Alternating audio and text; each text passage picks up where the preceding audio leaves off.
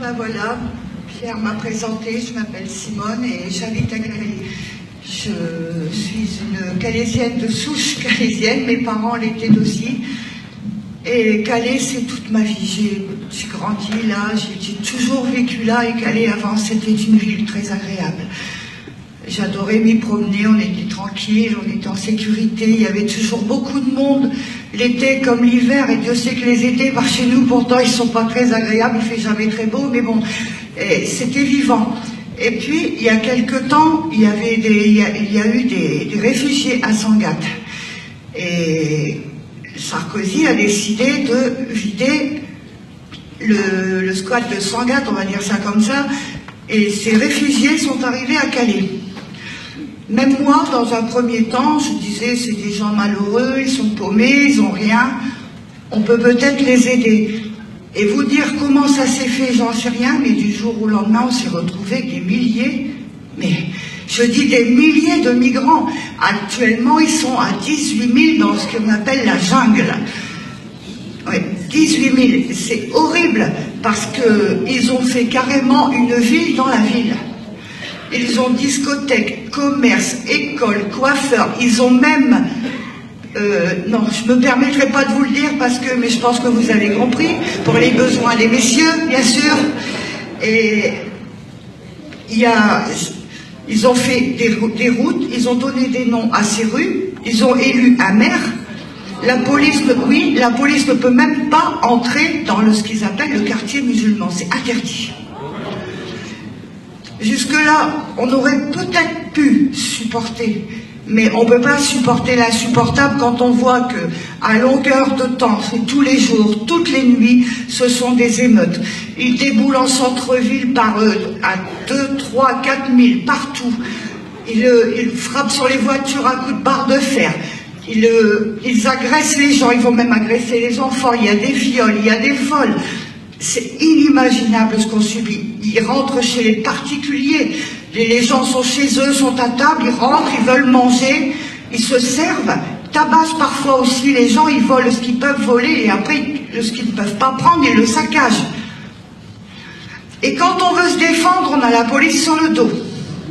La police ne prend plus aucune plainte depuis longtemps maintenant. Mon propre fils s'est fait agresser aussi. Il se promenait tranquillement au centre-ville, il était en train d'écouter sa musique, il avait les écouteurs aux oreilles, quand on lui a tapé sur l'épaule.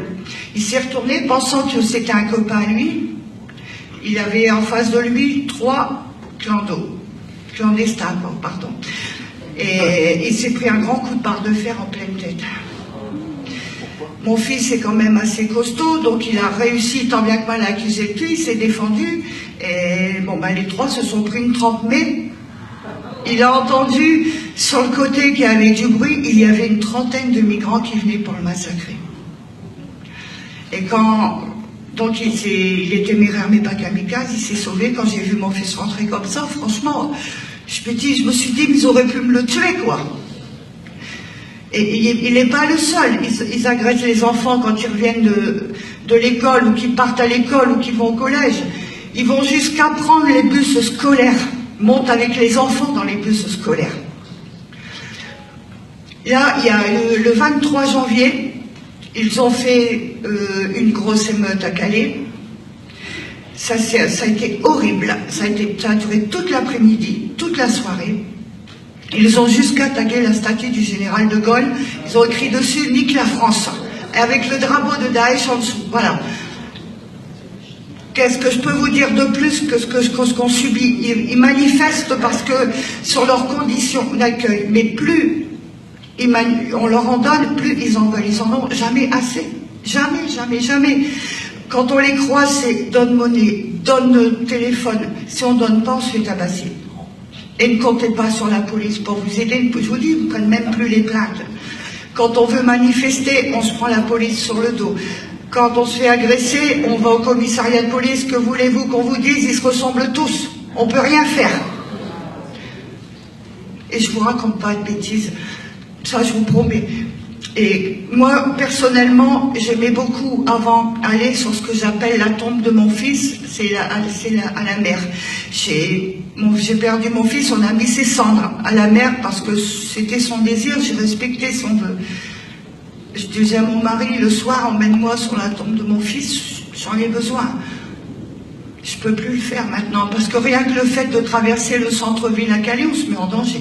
Le soir comme ça, dès qu'il commence à faire noir, on se met en danger. Je peux plus aller là où j'aimais aller pour... Je peux plus. C'est pas possible. J'ai peur. J'ai peur. Et on est beaucoup comme ça à Calais. Et ce que je comprends pas non plus, ce sont les Calaisiens. Ce sont les Calaisiens. Encore hier, il y a eu une manifestation. On était peut-être une petite dizaine de Calaisiens. Et tous les autres, ils étaient où? Mais la peur n'évite pas le danger. Le gouvernement nous a abandonnés. Ils ont décidé de condamner Calais. Et si nous, Calaisiens, on ne bouge pas, on va choper tous les migrants de France là, et nous, on est fichus, on est morts. Et les Calaisiens, des moutons, je ne les comprends pas. Et hier, donc, j'étais à cette manif, j'étais en plein dedans, avec mon mari, mon fils, des amis. Et il y a eu le général Bickmal qui était là. Il a parlé.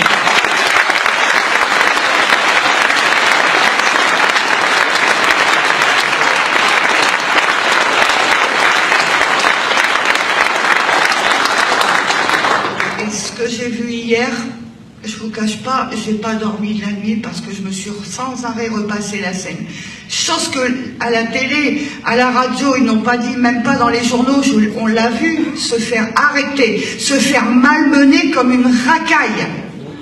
Lui qui est quand même une icône, une image de la France, qui mérite tous les respects, tous les honneurs dus à son grade, comme une racaille. On l'a vu se faire plaquer par terre, le policier lui mettre le pied sur la nuque.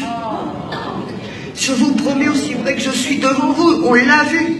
Ensuite, ils l'ont traîné, ils l'ont ramassé, ils l'ont emmené, chacun par un bras, ses pieds ne touchaient même pas terre. Et ils nous ont chargés, bien sûr.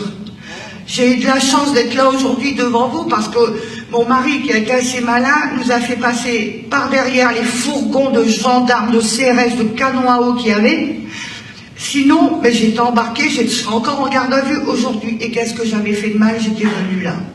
Là, pour protester contre l'immigration massive, invasive qu'on subit à Calais. Vous vous rendez compte que même les commerces ont perdu de 40 à 60% de leur chiffre d'affaires, alors qu'avant Calais, c'était une ville florissante, c'était gai, c'était animé, il y avait toujours des étrangers pendant les périodes de vacances d'été,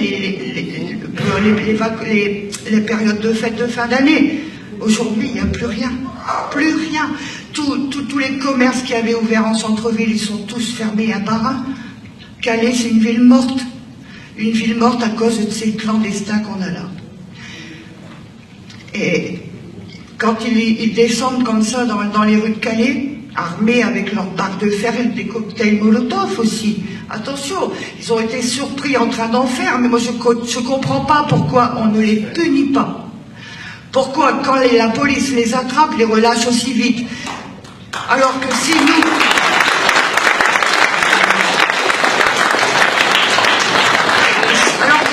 nous, en tant que Calaisiens, en tant que Français, on a le malheur de faire un pas de travers, on est tout de suite emmené en garde à vue, on est passé sur le grill, on n'a plus le droit à rien, plus le droit. Et parlons aussi de Madame Bouchard, Natacha Bouchard. Je vais vous dire comment je l'appelle, moi, Madame Bouchard. Je l'appelle la limace. Oui, parce que plus le temps passe, depuis qu'elle est élue maire de Calais, plus elle engraisse. Et franchement, elle ne fait rien pour les habitants de Calais. Elle a eu des aides de je ne sais combien de millions d'euros. C'était pour aider les Calaisiens, pour aider à l'emploi. La première chose qu'elle a fait faire, ce sont les containers pour loger les migrants qu'elle a fait fabriquer en Bretagne et même pas à Calais. Les seuls emplois qu'elle a qu'elle a créé à Calais. Je le sais parce que j'ai un ami qui on lui a proposé 50 emplois en CDI pour aller nettoyer les cochonneries, les migrants à la jungle. Voilà les emplois qu'a proposé Madame Bouchard. C'est pas difficile, moi, elle m'a banni de sa page, je peux même plus lui mettre un commentaire d'ailleurs. Même pas. Mais c'est réciproque.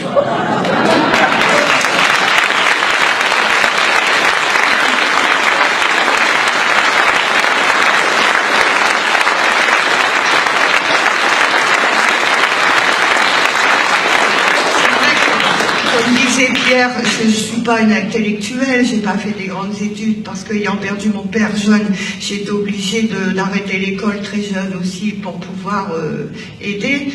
Mais je ne suis pas idiote pour autant.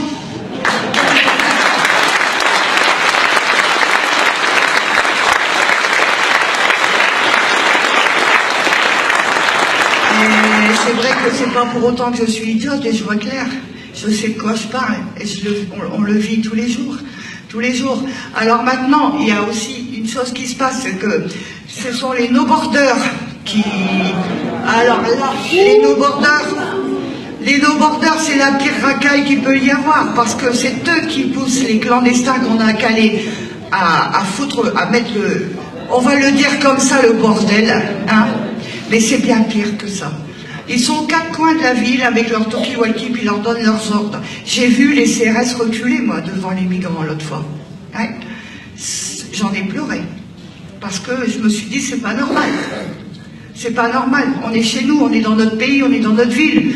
Les CRS devraient plutôt... C'était aux migrants de reculer et pas l'inverse. Pas l'inverse. Alors, ils manifestent parce que, comment donc, ils veulent 2000 € d'argent de poche par mois. Personnellement, moi, je les ai pas. Ça, c'est... Ils veulent une voiture et aussi une maison, bien sûr. Et une maison, parlons-en des maisons. Quand on voit que Madame Bouchard a fait expulser des gens de leur maison de Calais qui étaient auprès de la zone des dunes parce qu'ils étaient... C'était pas vivable pour eux parce que les migrants trop près de chez eux, ils ont subi des agressions, des vols et j'en passe. Elle les a expulsés alors qu'ils payaient leur loyer. Même moi, ma maison, on me chasse de ma maison le mois prochain. On me prend ma maison.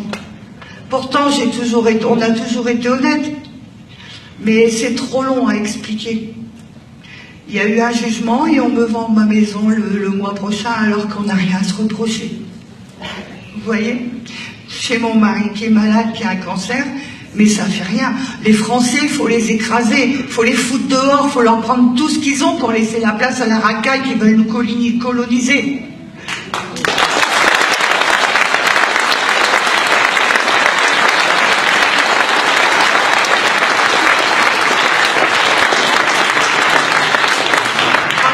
On nous dit que ce sont des richesses culturelles pour nous. Mais je me demande où allaient leurs richesses culturelles, parce que s'il s'agissait de saccager, de détruire, de voler, de violer, et j'en passe, les Français étaient tout à fait capables de le faire eux-mêmes, ils avaient qu'à demander.